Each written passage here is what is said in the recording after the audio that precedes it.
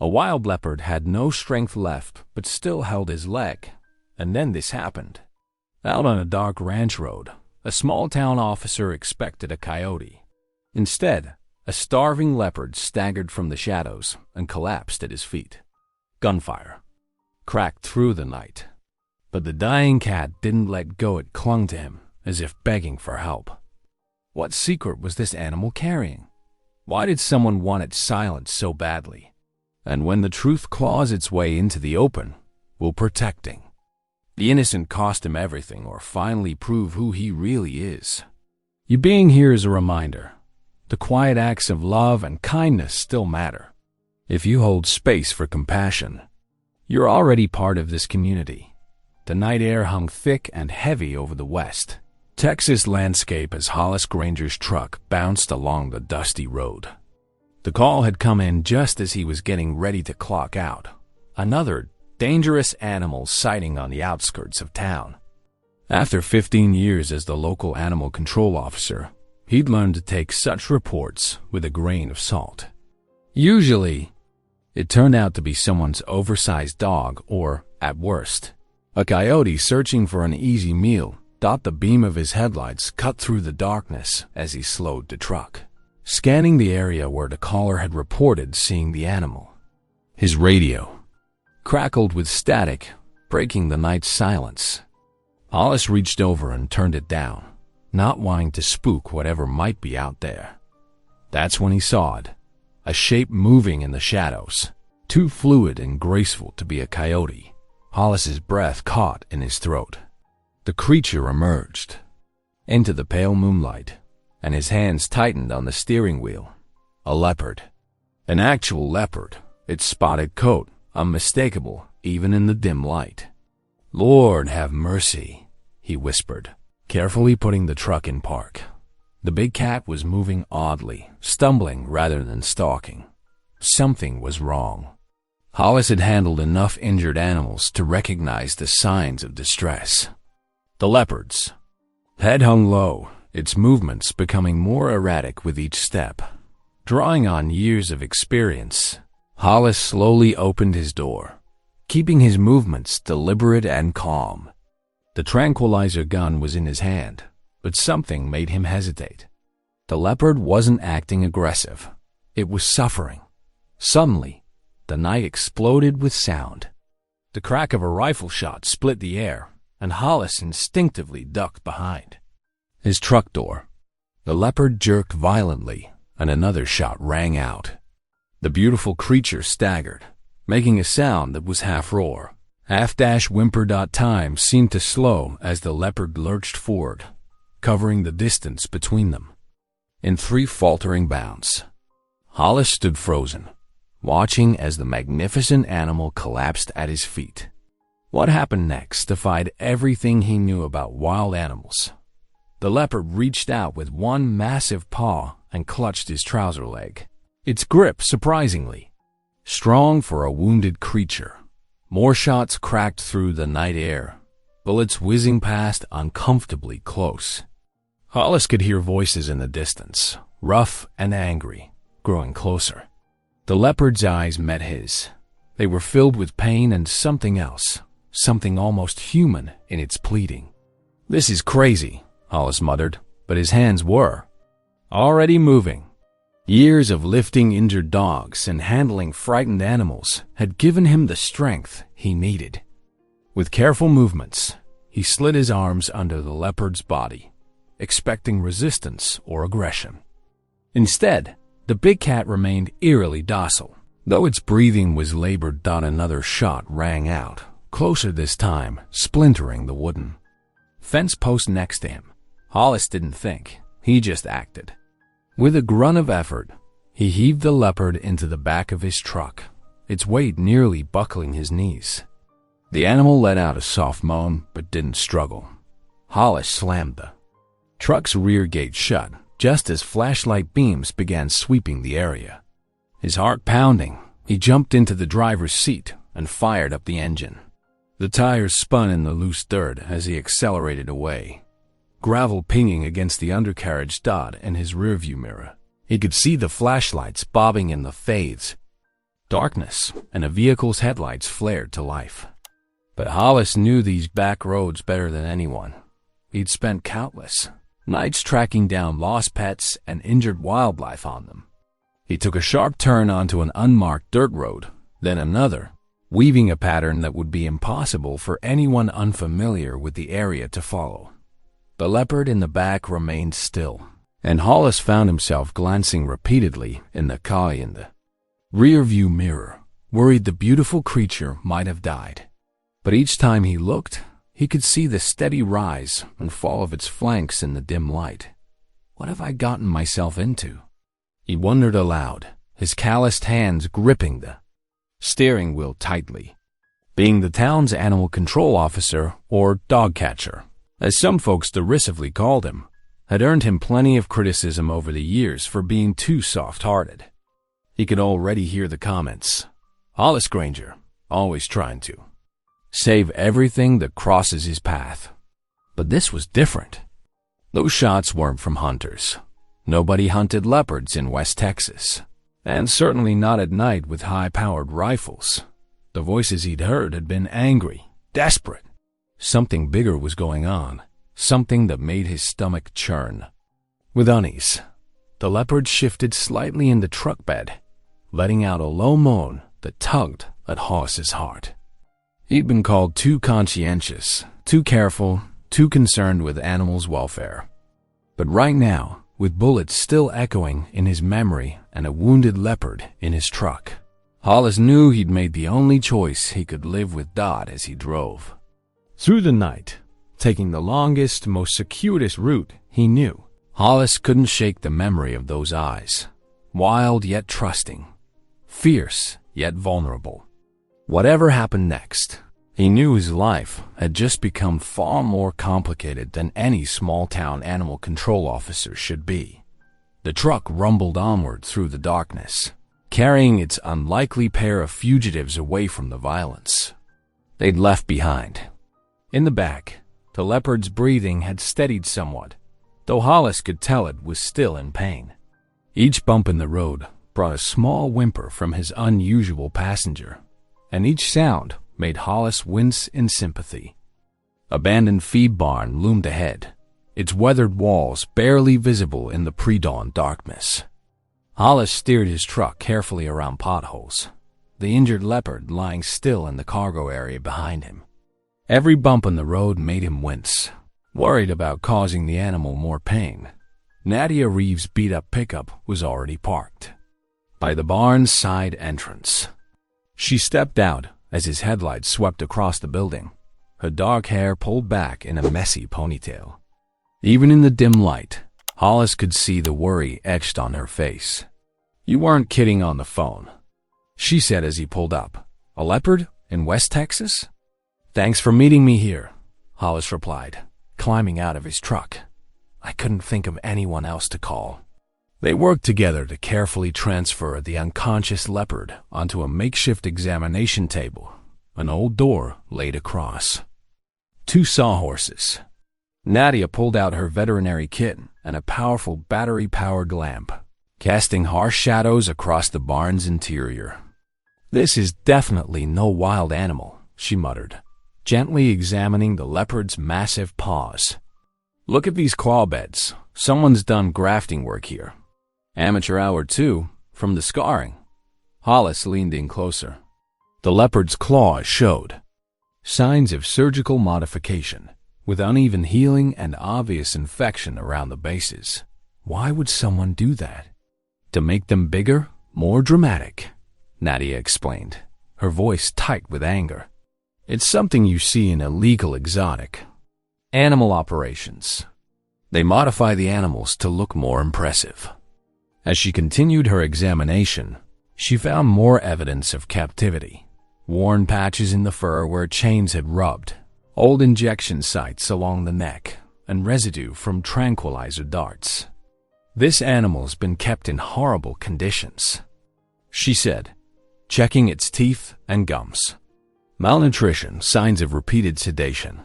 Someone's been running an operation right under our noses." Hollis paced the length of the makeshift table.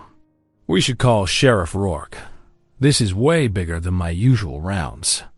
Nadia straightened up, shaking her head firmly. The sheriff's department won't help. Remember last year's exotic snake case?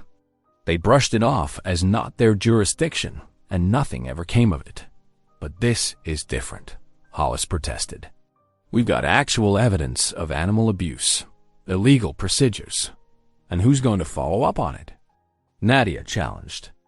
The same department that can't even handle basic welfare checks? The one that loses evidence faster than they file reports.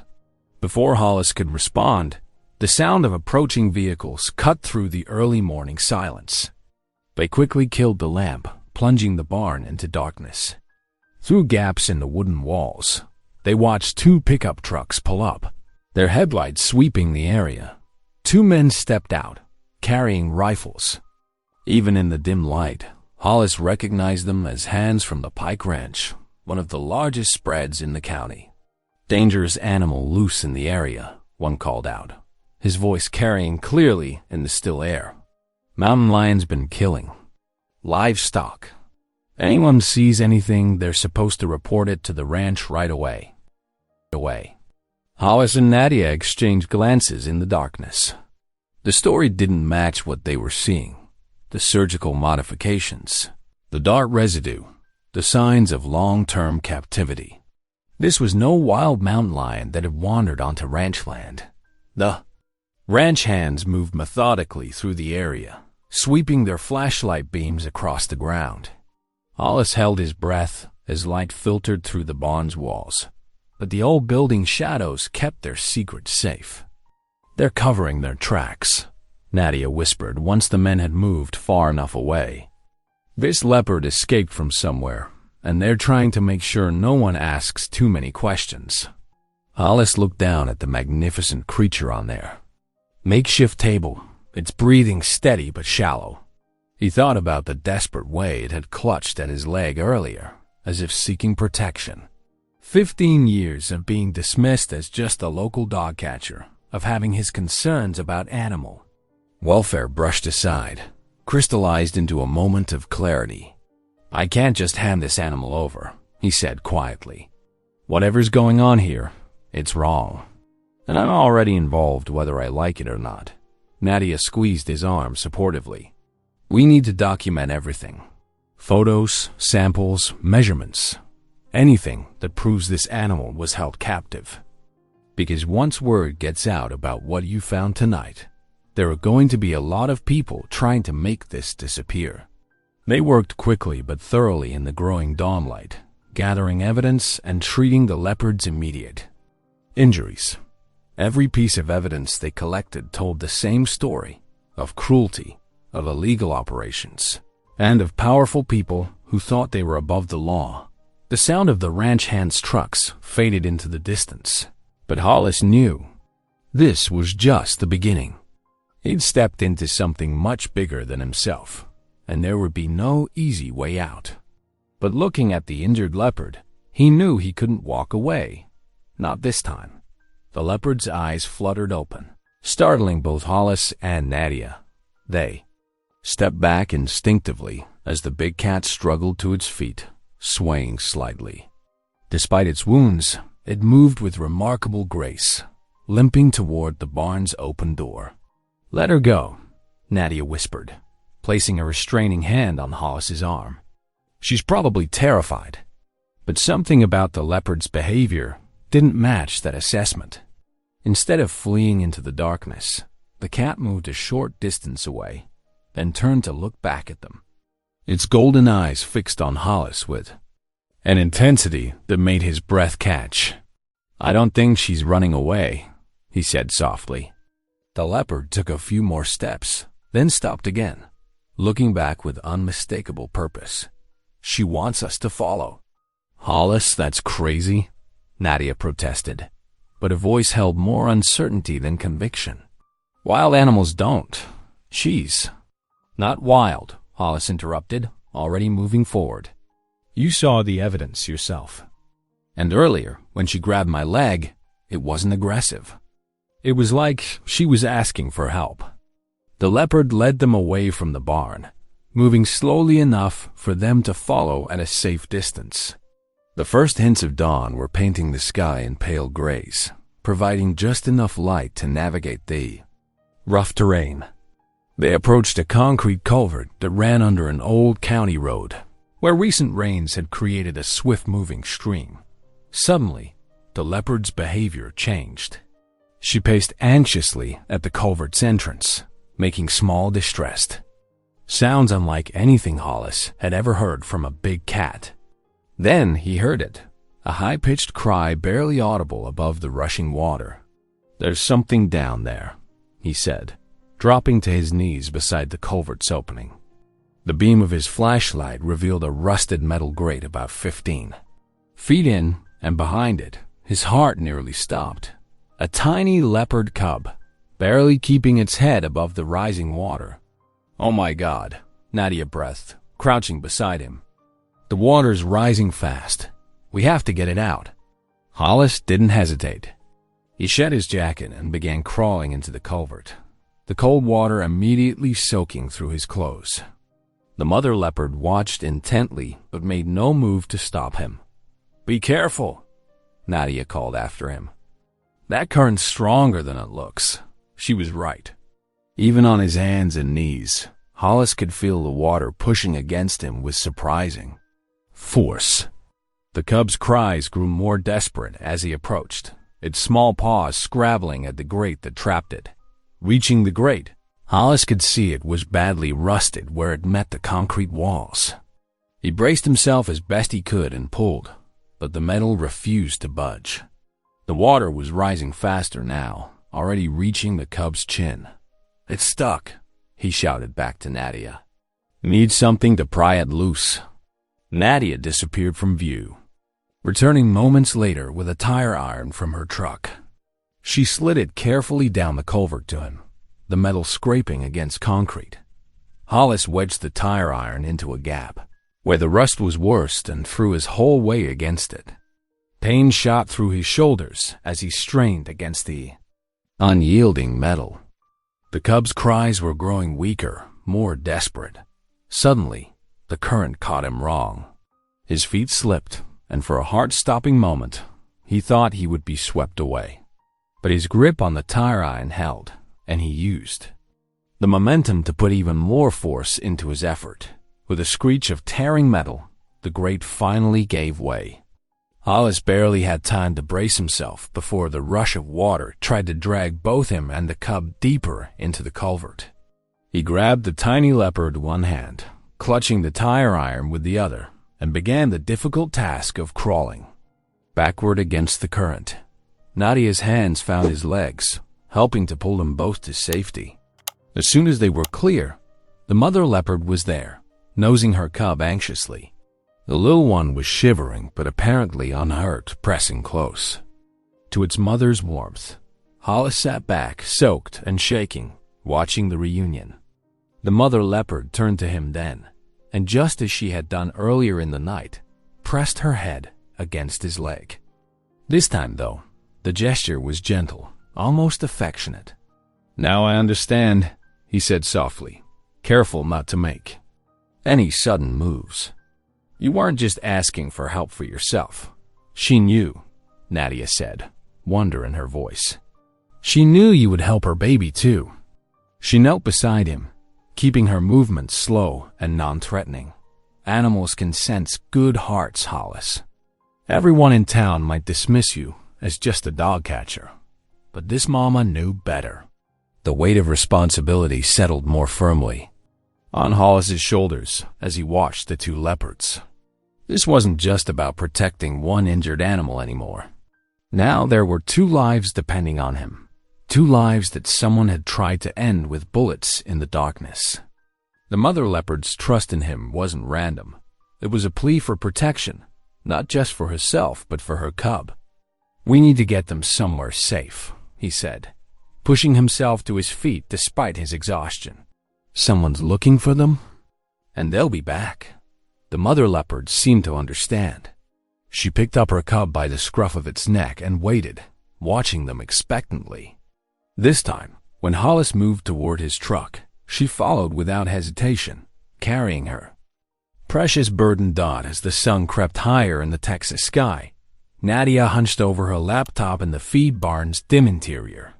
The gentle hum of her portable scanner filled the musty air as she passed it over the leopard's shoulder, where a tiny microchip lay embedded beneath the skin. The mother cat watched them warily while nursing her rescued cub, but seemed to understand. They meant no harm. "Got it," Nadia announced, her fingers flying across the keyboard. "The chip's registration number is coming up, but..." She frowned, leaning closer to the screen. "This is weird. It's not registered to any accredited zoo or wildlife sanctuary." Hollis stepped closer, careful not to startle the leopards. "What do you mean?" "The registration leads to a private import company, West Texas Exotic Holdings."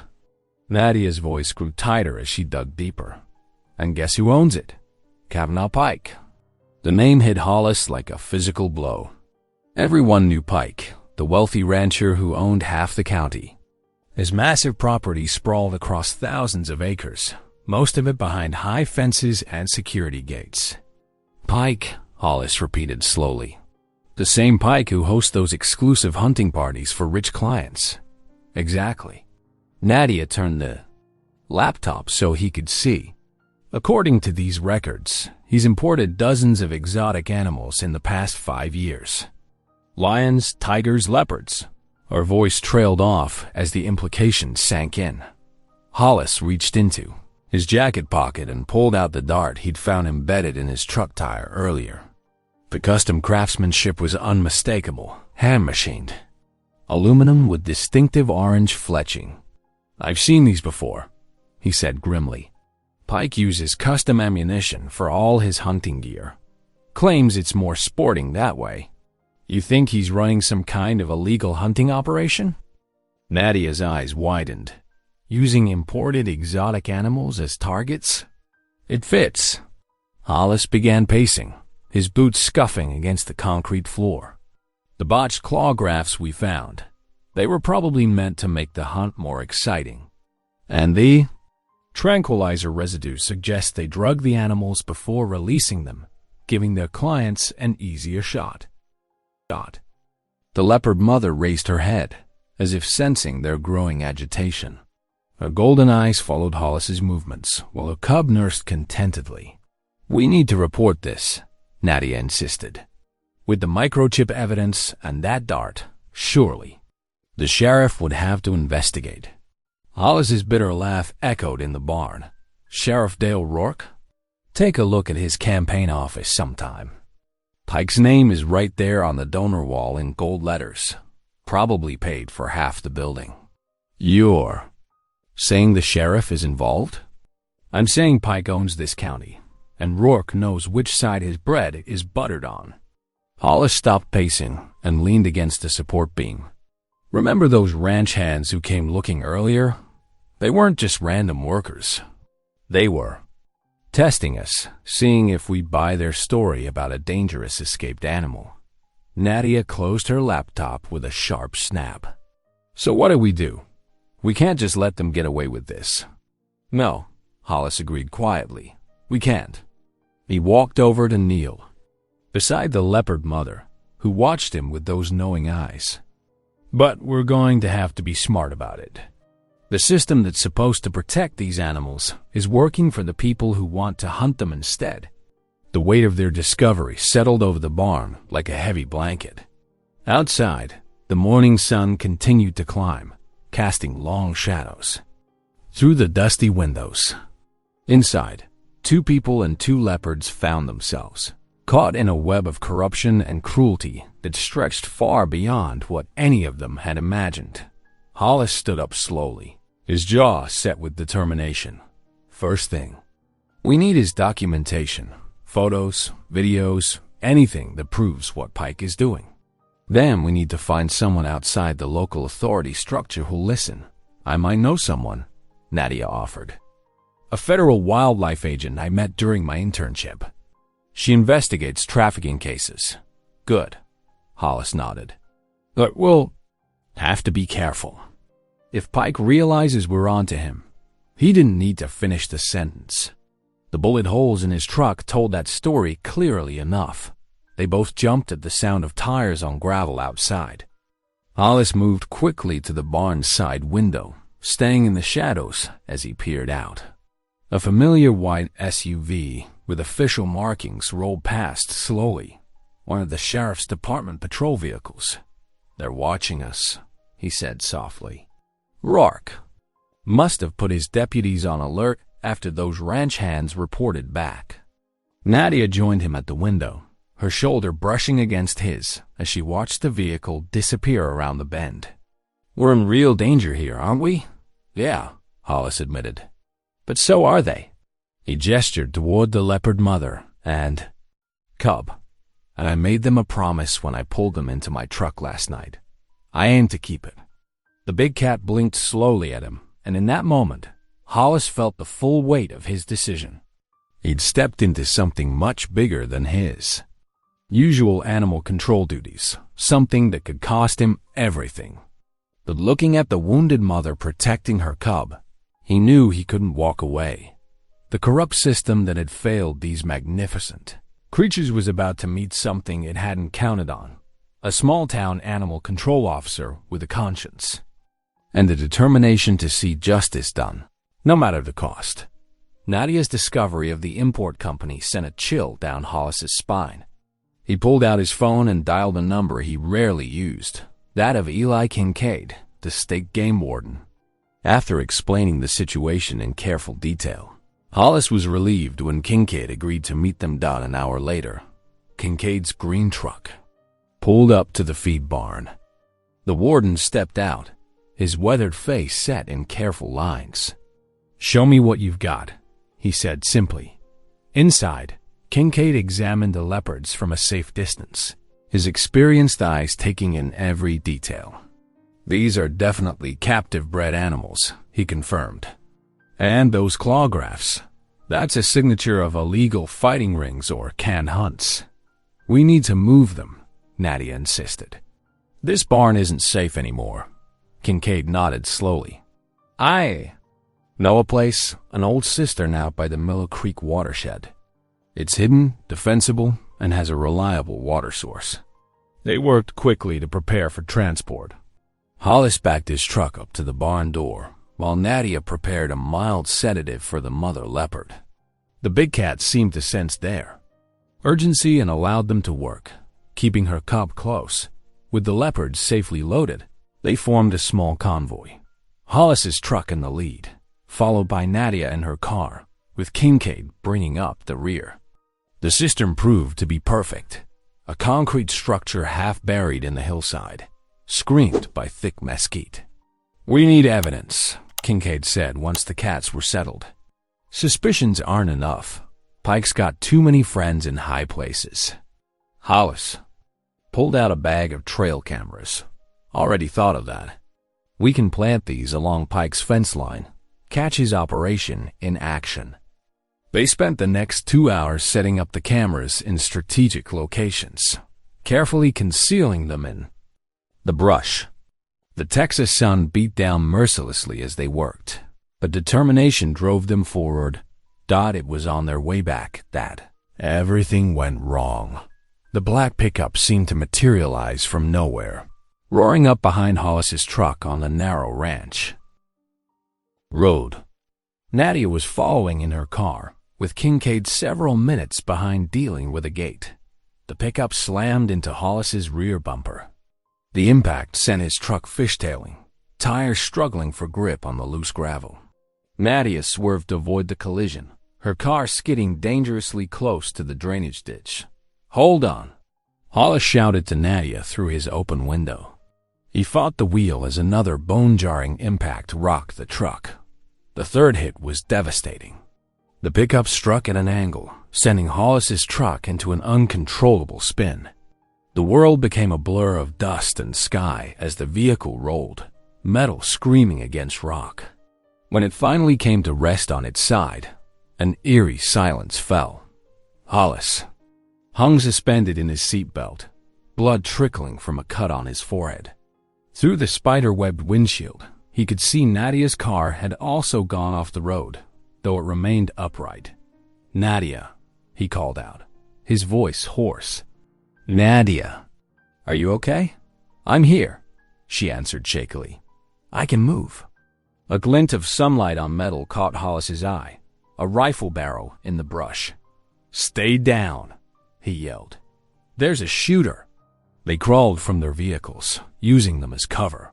The black pickup was nowhere in sight, but Hollis could feel the sniper's presence, watching, waiting. The sound of approaching sirens brought both relief and dread. Sheriff Rourke's cruiser appeared, kicking up dust as it braked hard beside them. The sheriff stepped out, adjusting his hat with deliberate slowness. Well, Rourke drawled. "Looks like somebody had themselves an accident." He walked over to Hollis's truck and reached through the broken window, removing the dash cam with practiced efficiency.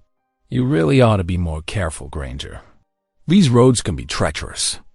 Hollis struggled to his feet, ignoring the pain in his ribs. "This wasn't an accident, and you know it." Rourke's face hardened. "What I know is you've been stealing livestock from important people. Rich men who contribute a lot to this county." He stepped closer, his voice dropping to a menacing whisper. "The kind of men who don't take kindly to small-town dog catchers messing in their business." "They're running illegal hunts," Hollis said firmly, "and you're helping cover it up." The sheriff's hand dropped to his holstered weapon. "That's a serious accusation, son, one you can't prove." He smiled coldly. "Take my advice. Stick to catching strays. It's safer that way." Nadia had made her way over to stand beside Hollis, her presence steady and defiant. Rourke's eyes flickered between them before he turned and walked back to his cruiser, tucking the dash cam into his pocket dot as the sheriff's vehicle disappeared in a cloud of dust. Hollis and Nadia shared a look of grim determination. The attack had made one thing crystal clear. They were up against people who would stop at nothing to protect their cruel enterprise. Nadia's fingers flew across her laptop keyboard, her face illuminated by the screen's glow in the dimly lit feed barn. Hollis watched as she dug deeper into the microchip records, following a trail that grew more disturbing with each discovery. "Look at this," she said, turning the screen toward him. "The surgical technique used on the leopard's claws, it's very specific. Most vets wouldn't even know how to do this kind of work." Hollis leaned in closer, studying the detailed medical records she'd uncovered. "What exactly are we looking at?" "These are modified claw beds," Nadia explained, her voice tight with anger. "It's a technique used to make big cats less dangerous during staged encounters. The claws are partially removed and replaced with blunted prosthetics. It's cruel and completely unnecessary unless you're setting up some kind of controlled hunt." Hollis finished, his stomach turning. Nadia nodded grimly. "I cross-referenced the surgical style with vet records in the region. Only one person does this kind of work, Dr. Marcus Wheeler. He has a small practice about 50 miles from here. But here's the interesting part." She pulled up another screen. "According to official records, he's never treated a single big cat. Not one. How is that possible if he did the surgery on our leopard?" "Because Pike pays cash," Nadia said, her voice dropping to a whisper. "No paper trail. Wheeler takes care of Pike's merchandise off the books." The word merchandise hit Hollis like a physical blow. He looked over at the leopard mother and cub, resting in the makeshift den they'd created from old hay bales. These weren't escaped animals. They were inventory in Pike's cruel enterprise. So the leopard wasn't running away from a regular enclosure. Hollis said slowly, the pieces falling into place. She was escaping from a staged hunt. Exactly. Nadia pulled up satellite images of Pike's sprawling ranch. "Look at these clearings scattered throughout his property. They're perfectly positioned for guided hunts. Rich clients pay top dollar to shoot exotic animals in what they think is a fair chase scenario. But it's all rigged," Hollis said, his voice rough with disgust. The animals are drugged, declawed, probably kept hungry to make them easier targets. And that's just what we can prove so far. Nadia's fingers continued typing. Pike's operation isn't about one or two animals. It's an entire system. He imports exotic animals illegally, stages these fake hunts, and probably sells to other operations like his. The scope of what they were uncovering made Hollis's head spin. What had started as a rescue of one wounded leopard had led them to something far darker and more extensive than they'd imagined. Look at these financial records, Nadia continued, pulling up another screen. Shell companies, multiple import. Licenses under different names, all leading back to Pike. He's built an empire on animal suffering. Hollis paced the barn, his boots scuffing against the concrete floor. This is bigger than local law enforcement. Even if Rourke wasn't in Pike's pocket, this is federal territory. That's why he's so desperate to silence us, Nadia said. 1. Exposed Leopard could bring down his whole operation. The surgical records alone would trigger a federal investigation. They both jumped at a sudden noise outside. Hollis moved quickly to the barn door, peering out into the darkness. Nothing. Moved in the shadows, but the weight of what they'd discovered pressed down on him like a physical presence. We can't just sit on this information, he said, returning to Nadia's side. But we need proof that will stick. Something that can't be explained away or buried in paperwork. Nadia was already ahead of him, pulling up a map of Pike's property. These hunting zones, they must have security cameras to monitor the animals' movements. If we could access that footage, we'd have evidence of the staged hunts, Hollis finished. But getting onto Pike's land would be incredibly dangerous, Nadia acknowledged. He's already shown he's willing to use violence to protect his secret. The leopard mother lifted her head, her eyes reflecting the laptop's glow. In that moment, Hollis saw not just an animal, but a witness to Pike's cruelty, one of countless victims in a system built on greed and deception. We need help, Hollis said finally. Someone with the authority to act on what we found, but who we can trust not to be in Pike's pocket. I might know someone, Nadia said, reaching for her phone.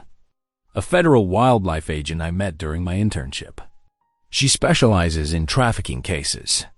As Nadia made the call, Hollis studied the satellite images of Pike's ranch. The perfectly arranged hunting zones, the hidden holding pens, the carefully maintained facade of legitimacy. It was all designed to facilitate suffering while protecting the wealthy from consequences. This isn't just about saving one leopard anymore, he said quietly, more to himself than to Nadia. This is about exposing a system that turns living creatures into targets for entertainment. The leopard cub stirred in its sleep, pressing closer to its mother. Watching them, Hollis felt his resolve harden. Pike's empire of cruelty had flourished in shadows for too long. Whatever the risk, whatever the cost, the truth needed to come to light. The early morning sun cast long shadows across Pike's sprawling estate as Hollis, Nadia, and game warden Eli Kincaid huddled behind Kincaid's truck, reviewing their plan one final time. The warrant papers rustled in Kincaid's weathered hands as he spoke in hushed tones.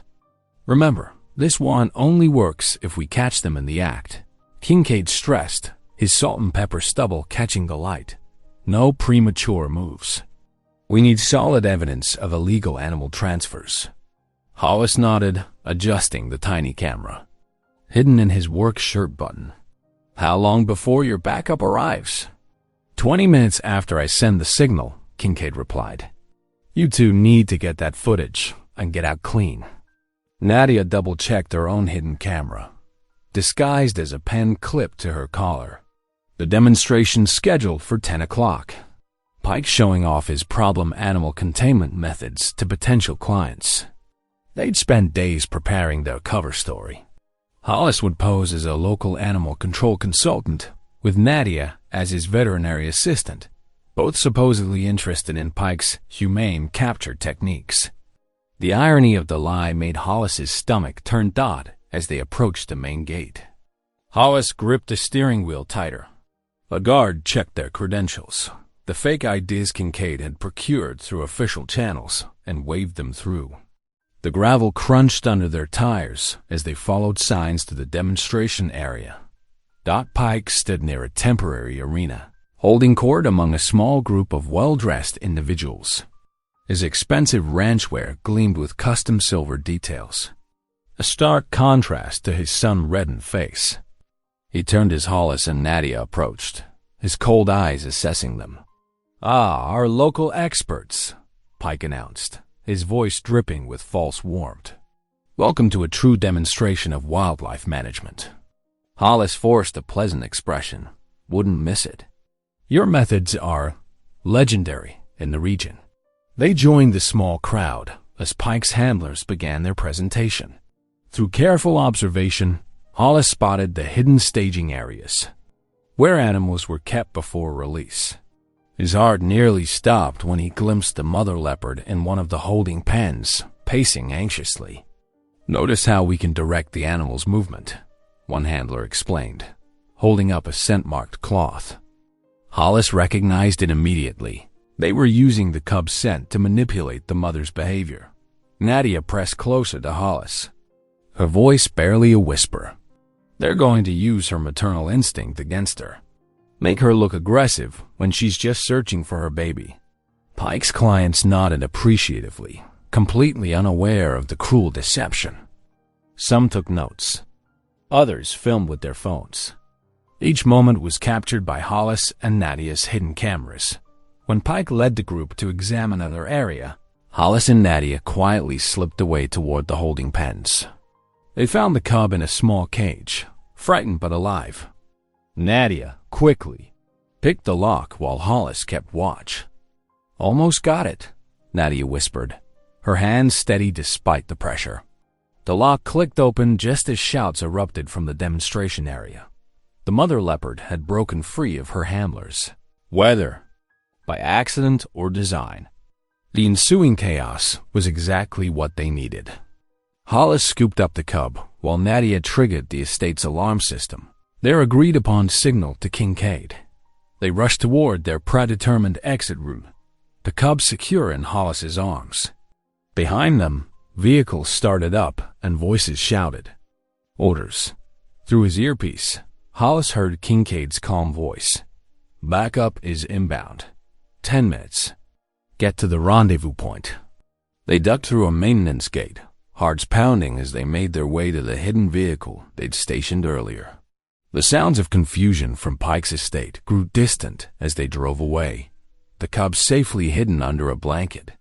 "We got it all," Nadia said, checking the camera footage on her phone. The staged hunt setup, the illegal containment, everything. Hollis allowed himself a small smile as they approached the rendezvous point where Kincaid waited. Through the trees, they could see multiple police vehicles approaching Pike's estate from different directions. For the first time since this began, it felt like they might actually succeed in bringing Pike's operation down. They pulled up beside Kincaid's truck, where the game warden was already coordinating with his team through the radio. He gave them a quick nod of approval as they transferred the cub to a proper transport cage. "Good work," Kincaid said, his usual caution giving way to determination.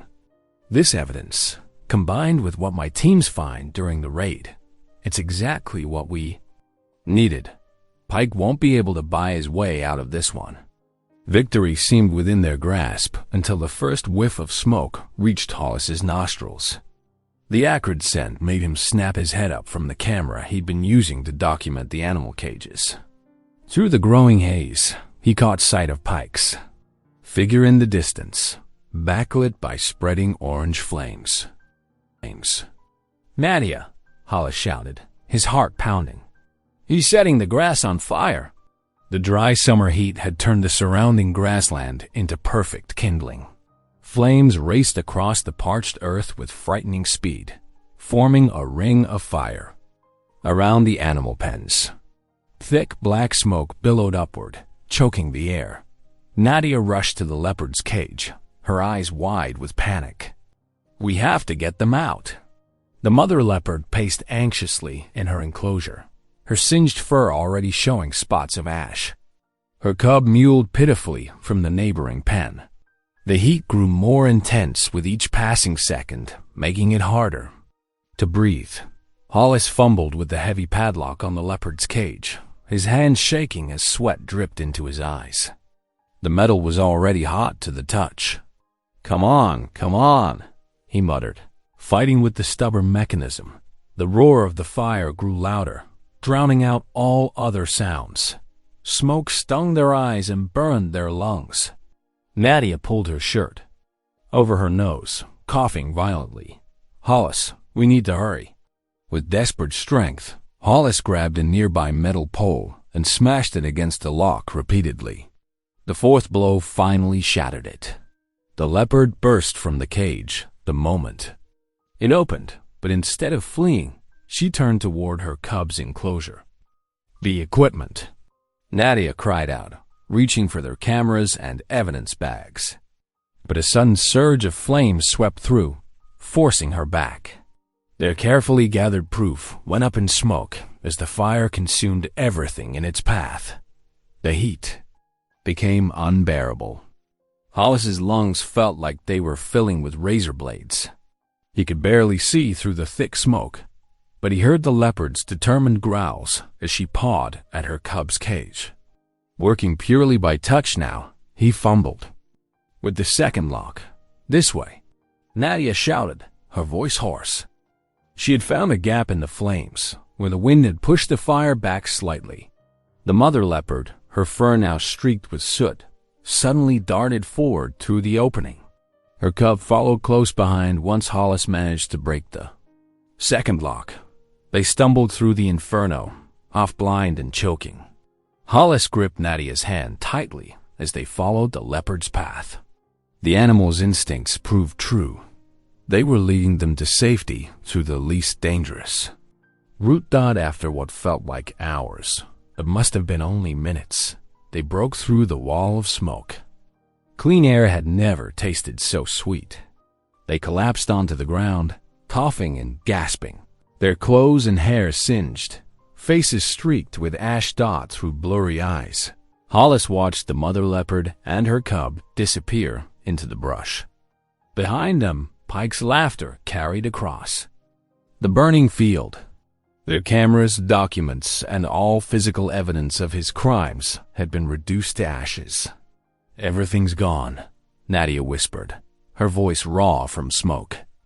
"All our proof, everything we worked for." She trailed off into another coughing fit. Hollis stared at the blazing inferno that had nearly claimed their lives. Their careful planning, the evidence they'd gathered, the chance to expose Pike's operation, all of it had literally gone up in flames. They were alive, but this was their darkest hour. Pike had outmaneuvered them, turning their moment of triumph into devastating defeat.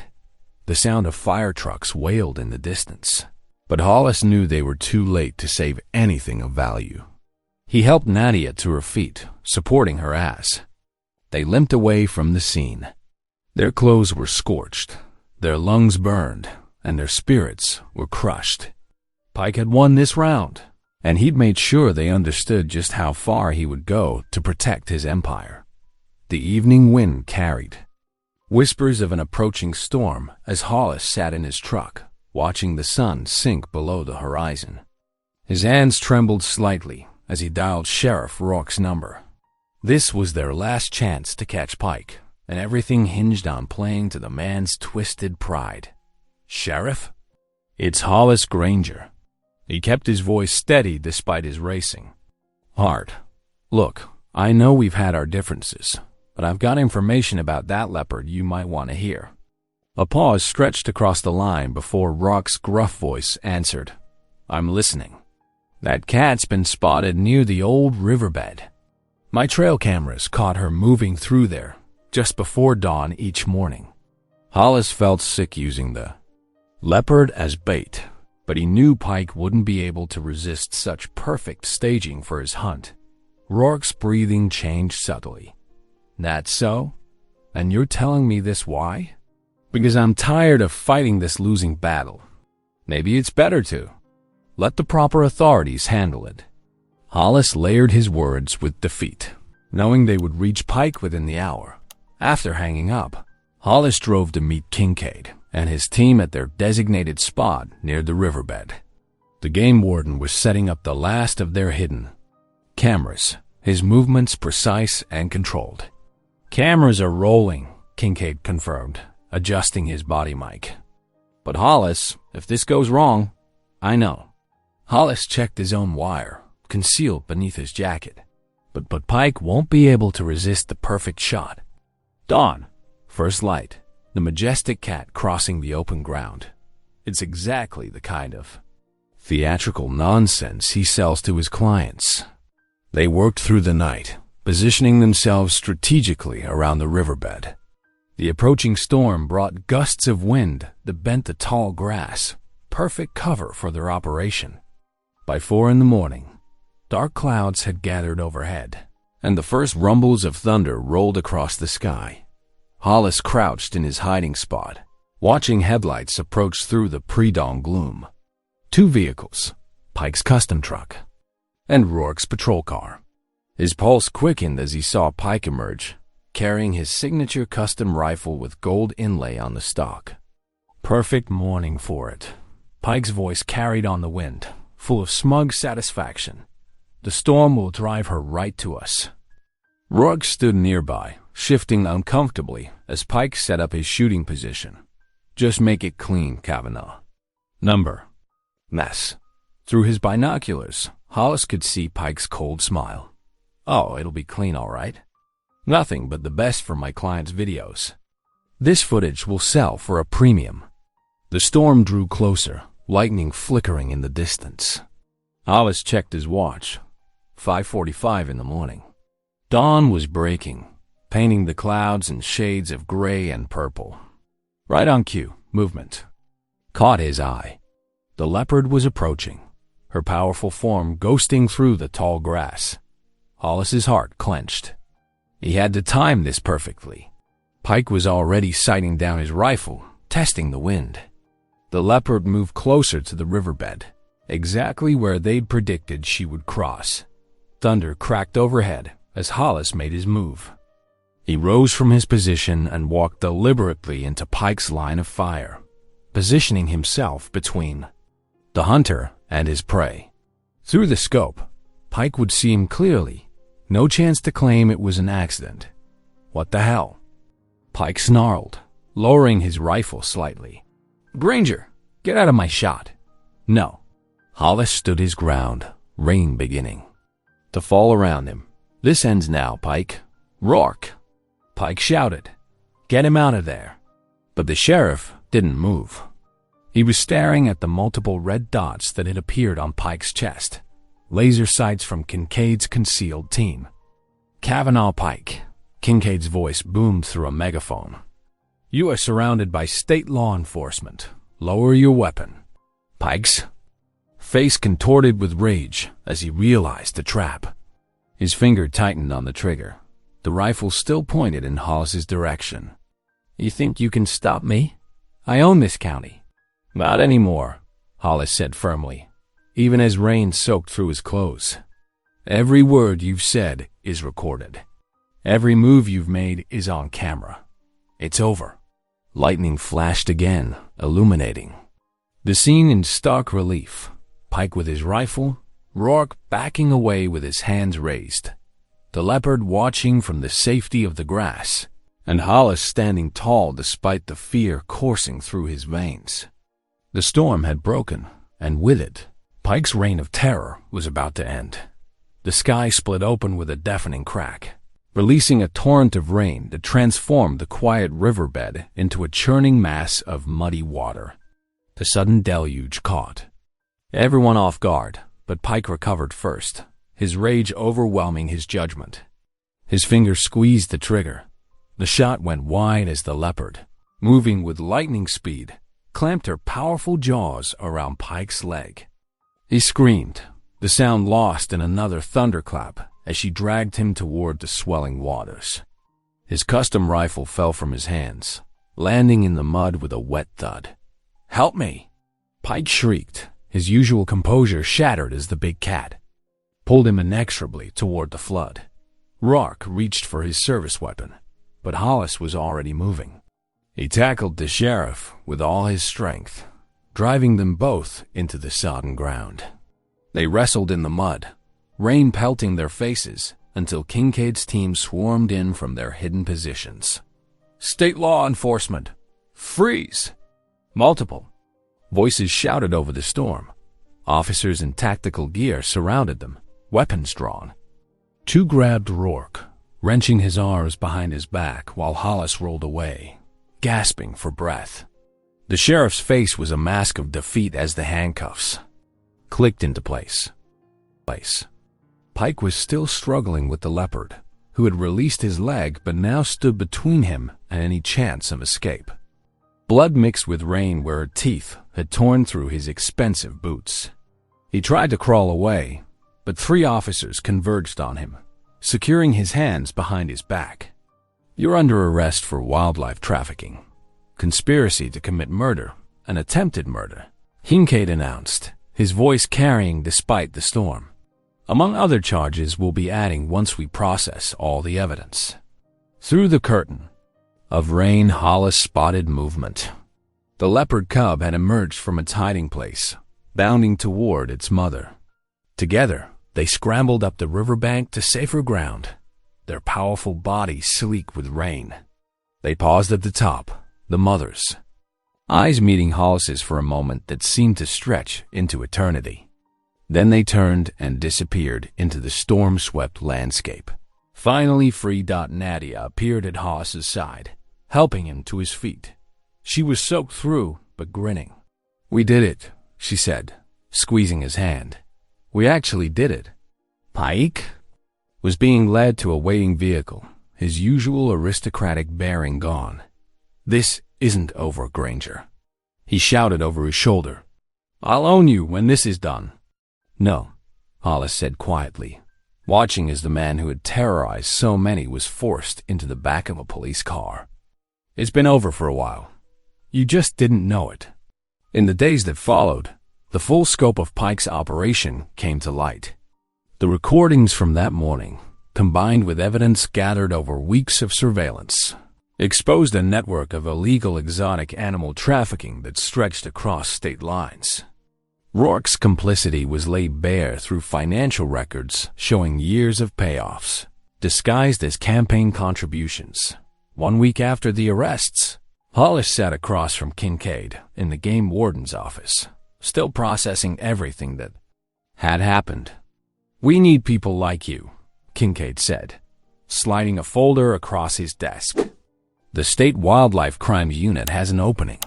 Full benefits, proper authority, and a chance to make a real difference." Hollis opened the folder, staring at the job offer inside. "You want the town dog catcher?" "No," Kincaid smiled.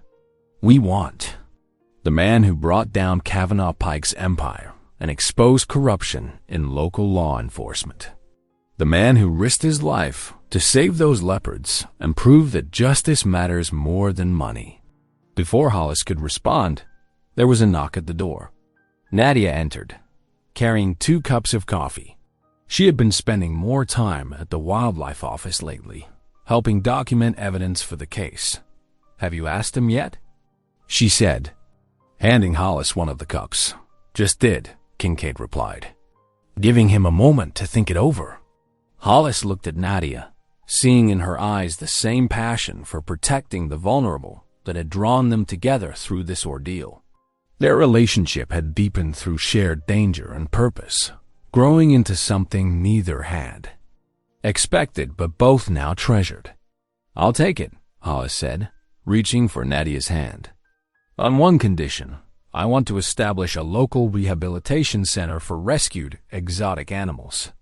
Something that actually helps them instead of exploiting them."